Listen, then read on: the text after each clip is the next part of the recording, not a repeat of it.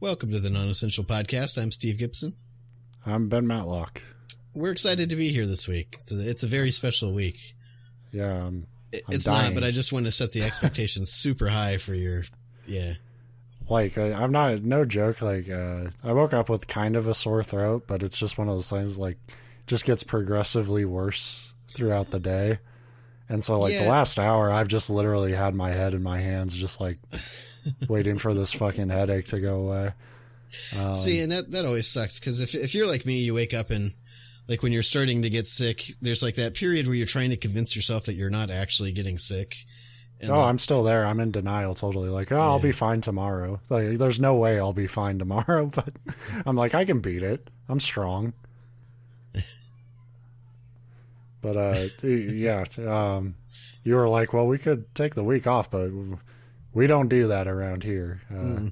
We'll do it for literally any other reason, but not death. I'll claw my throat to shit if it means you guys get some random internet stories. You might hear, like, the doctors and nurses in the background panicking and going, code blue, and Ben's like, get out of my way. Who put a mic in the room with him? Fuck. But yeah, this week, we got another creepypasta, a good, break glass in case of laziness, or in this case, illness, or both, whatever you want to call it. And yeah, so we'll do that. This one is called Yellow Rain Fever. Yellow Rain Fever or Beaver? Yellow Rain Fever. Yellow Rain Beaver is actually has a heartwarming tale about a beaver that just urinates on everything. I was going to say that it sounds like something that you don't want to Google, but maybe you do want to. I don't know. I'm not here to judge, but... Sup, you into beaver piss? Hit me up. But yeah, this is Yellow Rain Fever. It didn't have an author cited to it at the time I took it, but if I can track it down before the episode goes up, we'll put it up with everything else like we always do. All right. Dear Survivor, if you're reading this, I'm probably dead. It's for the best. So I feel like we can stop there. It's like, oh, good. As long as it's for the best, Yeah, and I love the heading Dear Survivor, because that's literally addressed to anybody, because if you're not a survivor, you're certainly not reading anything. Well, it's not for them then. Those guys are chumps. But I just, that is a great way to be like, oh, good. If you're cool being dead, then I'm cool with it. See, that's the problem. It's like, I'd probably come across this writing, like, in an apocalypse setting or something, and it's like, Dear Survivor, be like, I'm a quitter. This isn't for me. And just, like, leave the note unread. If you're reading this, I got that Yellow Rain Fever. I'm probably dancing. You see, about 4 or 5 days ago, a storm rolled in. Now, this in and of itself isn't anything strange. The clouds and the rain, though, they add a yellow tint to them, which I don't think that's that weird. I feel like I've seen clouds kind of have, I mean, you live in cities, you're going to see some fucked up clouds. It smelled weird and tasted funny, too. None of us could really nail down what it tasted like, and all we knew is that it was some sort of chemical or other. So they're totally drinking piss, right? Yeah, I mean, I was going to say, how often... There's times you're out in, like, a pouring rain and it runs down your face and you can kind of taste it. I get it. But, like, this makes it sound like they're going out, like, this is weird. Let's taste it. Like, yeah, it tastes weird, too. Let's keep tasting it. It's there's a chance that it's lemon lime flavored. That's true. You got an endless supply of sport drinks. Is this on Gatorade? Yeah. Gatorade clouds. How weird. Now, the important thing to know is that we're a small Hoosier farming community. Maybe 1,500 or so people, which is a weird estimate. Like, maybe 105,022 people, give or take. That makes me feel like it's on their town sign, like whoever the author is, and they just, like, literally... hang on, I'll run out to the border sign. I'll be right back. So unless some radical has a grudge against corn or soybeans, I doubt this was a terrorist attack. Anyway, a few hours after that weird rainstorm started, people started getting violently sick. The ones affected couldn't stop throwing up. There were reports of extreme nausea and even an onset of what they thought was tuberculosis because the ones diagnosed had a bloody and agonizing cough. Authorities noticed a trend almost immediately after people started getting sick, in that it seemed only fairly weak people got ill. The sick, old, and young were the only ones who got sick with those violent symptoms. In retrospect, though, they got the easy way out. Yeah, I mean, I it just does like sound like the you easy really way, like coughing up blood and having immediate tuberculosis symptoms, because it made it sound like it's like, oh, it rained 3 hours ago, I've got tuberculosis now. Like unless this fucking plot gets really goddamn dire to a level that I just don't see happening, like this author would like see like Chernobyl victims and be like, lucky bastards. You don't have to take that test tomorrow. I didn't study at all. People that were diagnosed with the illness, dubbed the yellow rain fever, died just hours after getting sick. Some of the victims' immune systems who were already sick just couldn't handle the increased fever and vomiting. Some were simply too weak to handle much of a sickness in the first place, like the old and the very young. And some actually died of blood loss due to the consumption-like cough, but they all died shortly after getting ill. When people were nearing death, they started hallucinating, or what we thought were hallucinations at the time. They all saw these dark, shadowy humanoid figures with glowing yellow eyes lurking in dark corners or just inside unlit rooms. There were only 3 or 4 accounts of these figures due to the fact that almost no one could speak in their final moments of the sickness. It was enough, though, people with the same disease sharing the same hallucinations. It made almost everyone extremely paranoid, as common or shared hallucinations, they reasoned, meant a type of drug or chemical. I'm curious what type of drug or chemical can ensure the same hallucination. Like, it's totally like a video game type terrorist attack. Like, yeah, they're going to launch the fear on us, you know? That's why we have to invade 3 more countries. Like, that's a Call of Duty plot. After the reports came in of these shared hallucinations, the most paranoid of our population started barricading themselves in their homes. Said they were going to wait out the storm, literally and figuratively. When most of the initial victims had passed, we started seeing fairly normal people getting extremely sick, healthy, middle-aged people getting the same symptoms, and worse, some of the victims actually faced necrosis before their deaths. The second wave of people who were sick didn't even make 2 hours. Same as before, there were several reports of people seeing those black, shadowy figures with the glowing yellow eyes waiting in corners or dark rooms. Our small town was devastated. Oh, you got something? I was just going to say the timeline is a little confusing to me and seems implausible. Because they're like, the first wave, the second wave didn't even make it 2 hours. It's like, well, this is all going down awful fast for you to also be organized enough that there's shared like hallucinations and stuff. Well, your day is broken down into 18.3 waves, Steve. It's obvious. So the first wave comes between 5 and 8 a.m. I hate that wave. It's the worst wave. Our small town was devastated at this point. We had lost 200 or 300 people by now, and I was absolutely stricken with grief when my dear wife Muriel, may God rest her soul, was diagnosed with the fever. And I gotta give him credit, like for like a for a wife name for fiction. Finding Muriel is very like that's reaching for something that's not like. It's so easy to pull out like a common girl name. Yeah, like Rachel or Sarah. Yeah, and like not to say there aren't women named Muriel, but it's not what my head would go to. So but again, this is probably a true story. Right, exactly. I'm saying that yellow rain fever actually did happen, and we're gonna crack the story wide open here on this pod. By the time we had lost another 100 people and the disease was announced to be contagious, no shit. We were quarantined by the CDC, and government agents were coming in to check out the town decked out in airtight radiation suits. Said they were trying to find the cause of the storm. Not even an hour after the agents came in, they evacuated. The thing is, though, there was no story about this on the news. I don't know what those CDC guys did, but apparently no one was able to contact the media. There was a mention of a flu epidemic in our town, and that's it. My friend Mark came over to my house almost immediately after the report on the news aired. A flu epidemic, he yelled, absolutely enraged. We've lost almost 500 people to this bastardized mix of symptoms from tuberculosis and food poisoning, and they say it's the damn flu. Now, they've lost 500 people. Didn't they say it was what was the population? Like, I thought it was 1,500.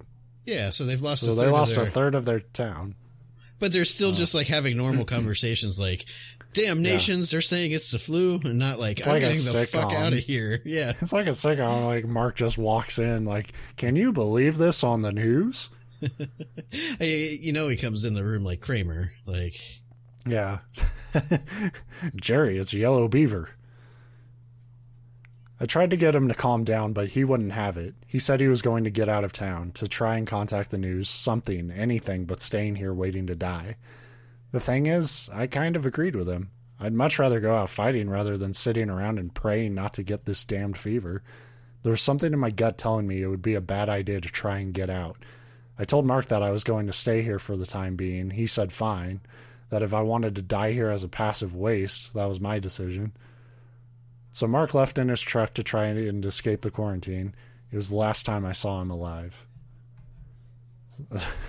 The way that he writes for Mark talking is very, like, I just want to call people a passive waste.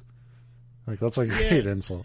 But the other interesting thing to me there is a couple of things. They say that the last time I saw him alive, it's like, are you implying that you saw him dead or that you just never saw him again? If you never saw him again, how do you know he didn't survive? Like, well, just wait until the end, man. Like, he'll get to, I'm sure he'll close the loop. Creepypastas don't leave shit unanswered.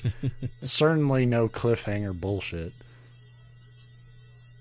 Things got progressively worse from there. First, the disease spread. There were reports of another 500 people infected. Okay, so we're down to 500 people. Of course, national news was worthless, but Channel 6, the local news, was running a fever watch. That's how I got most of my information. Wouldn't it be Fevergeddon? Like, we've all seen local news. It would just be a graphic that just says the end with like a beaver pissing, like that Calvin and Hobbes like car sticker. After the next wave of reported infections, symptoms got worse again. Pre-death necrosis was a symptom of almost everyone with the disease at that point, not just an unlucky few. Victims also getting extremely paranoid as their illnesses progressed. Almost all of them were scared of the same thing, of the dark, shadowy figures with yellow eyes creeping in dark areas. See, that just sounds like the specter of death, like you're dying and it's like, they're not like they're those little creatures from Bloodborne or something that are getting ready to... I have been sick enough that I have, like, seen shit, like, I've hallucinated and seen shit move and stuff, and, like, even when you acknowledge, like, that's happening, like, there's still a part of your brain, like, you're not afraid of the figures, really. You're just like, oh, I'm really fucking sick. Like, you wouldn't be, like, paranoid about it until they start talking, which... I'm sure they will. But it also feels like at this point they've seen over a third of their towns get this illness and die. If you had this illness real bad, it wouldn't be like I'm paranoid of the figures. It's like at that point, wouldn't you have the understanding that you're dead? Like, yeah.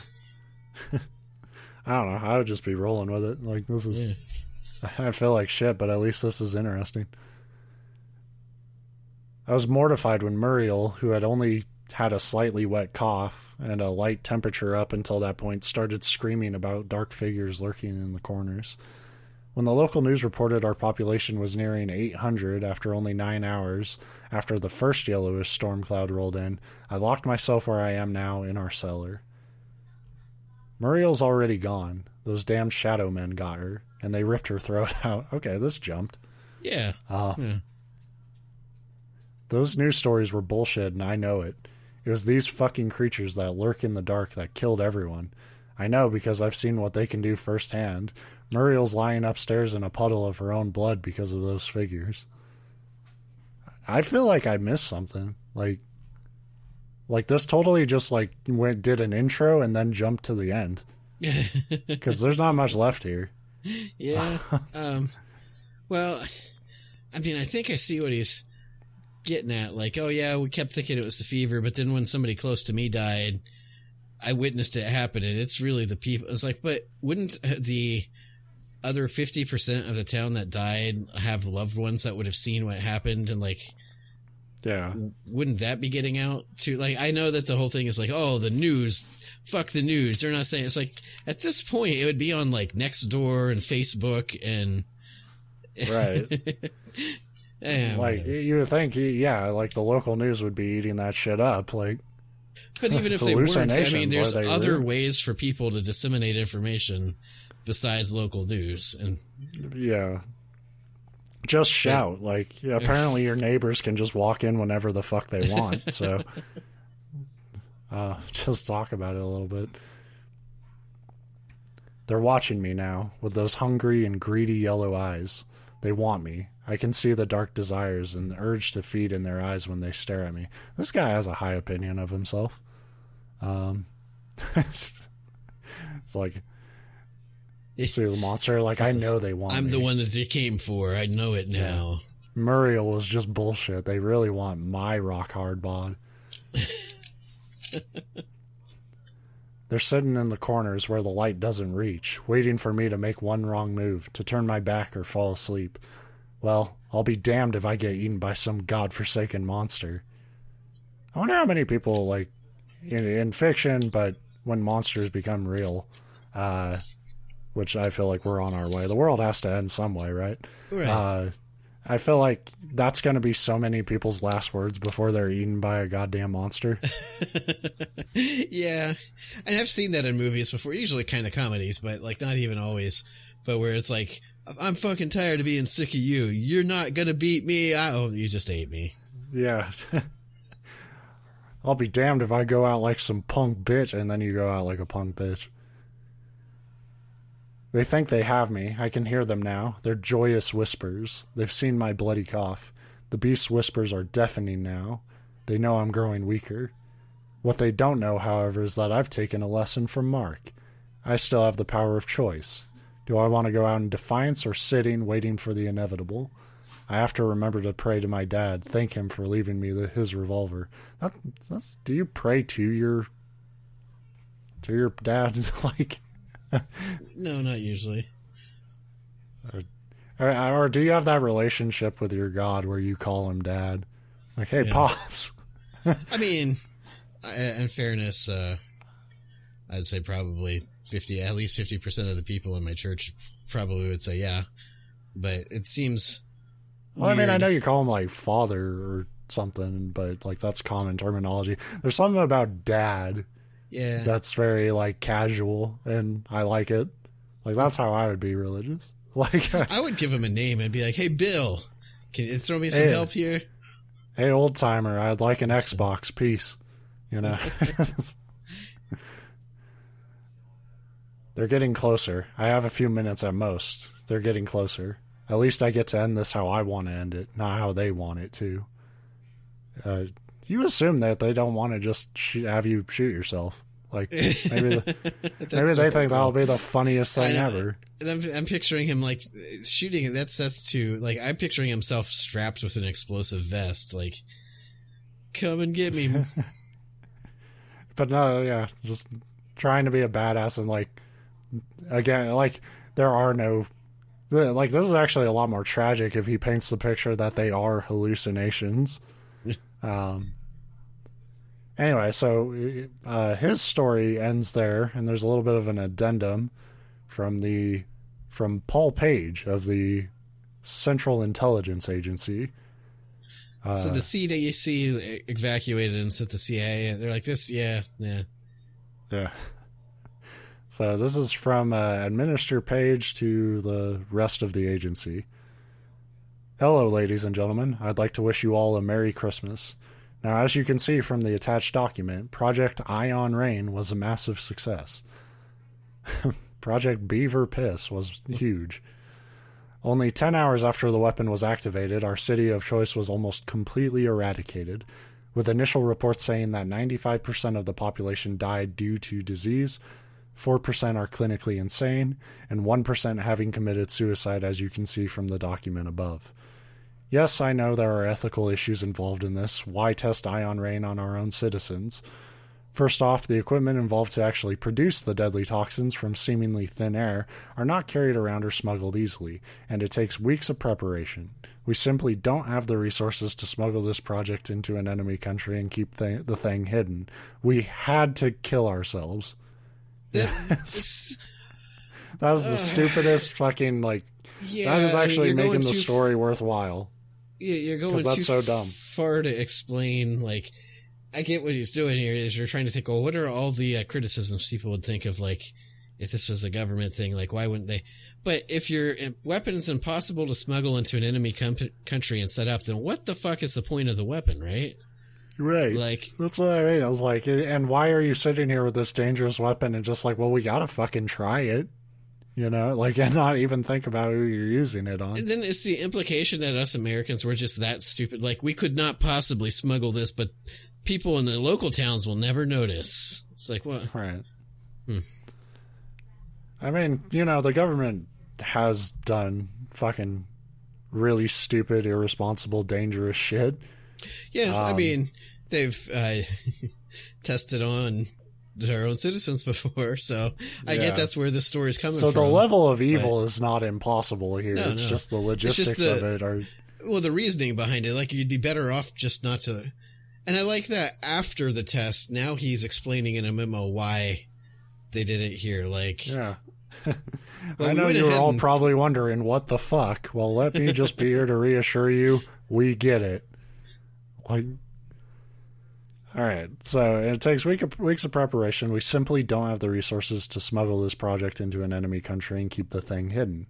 And the way I figure the situation, and the president agrees with me on this one, is that if we can blame this incident on a terrorist attack, we'll have the backing of the public to invade whoever we decide to blame.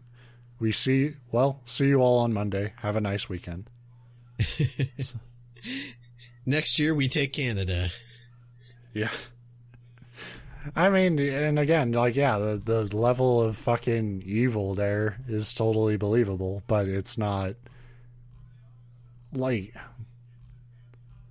There's just like, okay, so we're going to believe that a ragtag group of terrorists can fucking send a death cloud.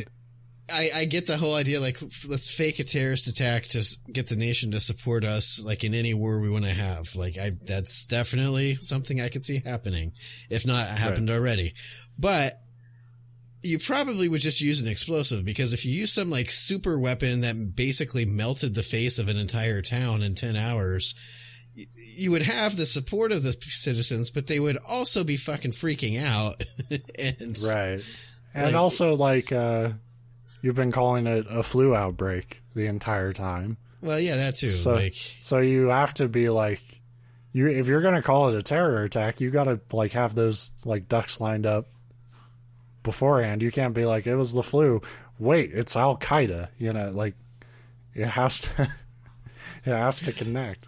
I like to think that his buddy, that I already forgot the name, that decided to leave town, not only survived but found this device, took it for himself, and is now holding the world hostage. Like, he's the president. Yeah, like Dr. Evil or something from Austin Powers. I did learn something from Mark. If you can escape a town, you can beat up an army, and you can take their chemical weapons. Memo number 2. Does anybody remember where we put that device? We can't seem to find it. Nobody remembers how to make this again, so whoops. But yeah, that's a Yellow Rain Fever. That took some... I mean, I guess your goal with these stories is twists and turns, and like going from, yeah, everybody's getting sick and dying. These things are real, and I'm going to shoot myself. Goodbye. Right. That's a turn. Like, that's the thing. Like, of all the stories I think we've read on here, as far as creepypastas, like, that is maybe the one. Like, again, they're just silly horror stories, so like, disappointing is a strong word, because we read them specifically to have fun with them. But like, this one's disappointing me because it's actually like the intro is maybe like there's like logistics and shit. Yeah. But it's like the most coherent of like an intro to a plot. And then like it just makes that jump to where the fucking shadow people are real and they're killing everyone. Or he's hallucinating it. But they don't do anything to convey, like they don't make that connection.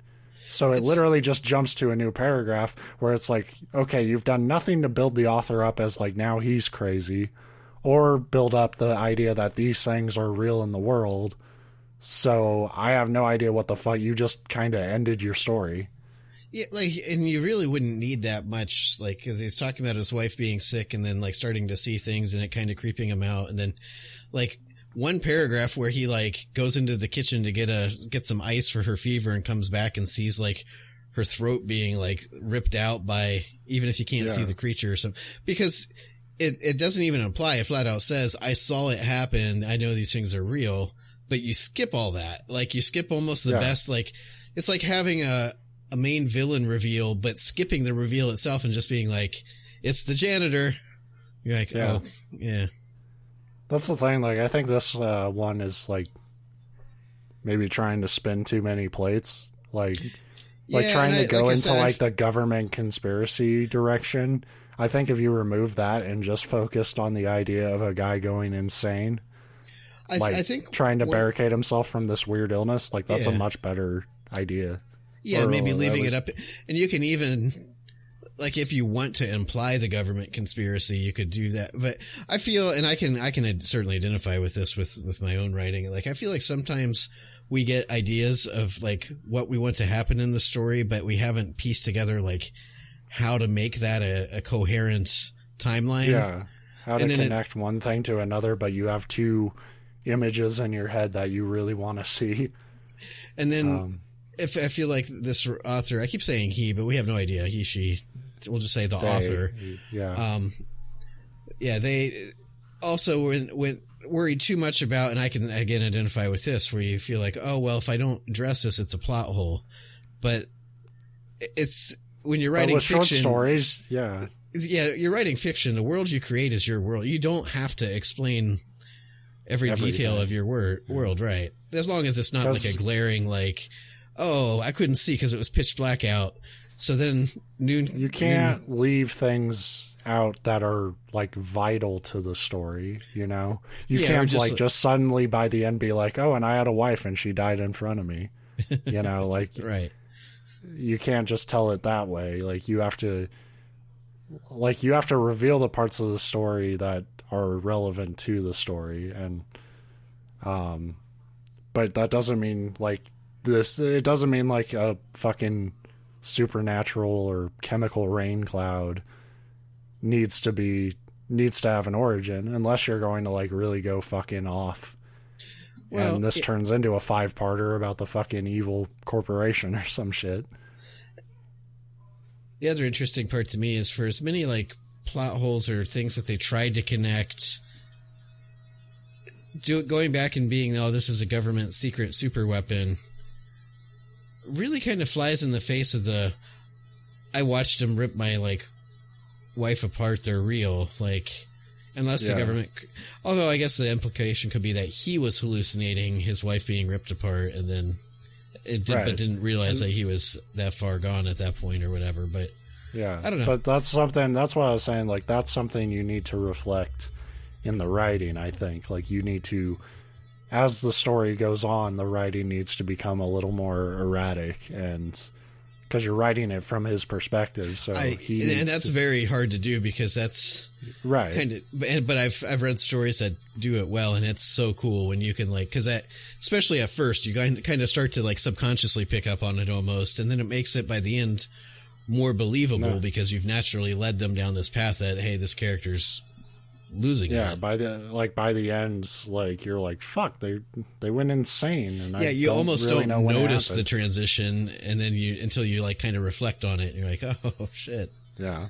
But I would expect like that level of detail from a creepypasta necessarily. Right, and we talk about it before, like, you know, these are, stories that people don't, like, you don't give your all to, like, flesh things out like that, but it is something you can go back and read and, like, think about and be like, oh, like, that's another direction I could have gone with this. And it's like creepypastas, we give them shit because they're funny. But, like, they are a writing, like, workshop, really, for people. It's just try shit out. The whole point of them is to read them and be like, haha, that story wasn't that good, but the idea was awesome. I'm going to go make a screenplay and make millions. Yeah. To comment and be like 3 out of 10, but then you rip it off in your own story the next week. Right. And just hope nobody reads it. But yeah, that's, a little bit on the shorter side, but the way my head's feeling right now, that's okay. Yeah, that's probably it. Thank you all for listening. I'll be reborn next time. Unless you start seeing shadowy creatures. Stay the hell away from me.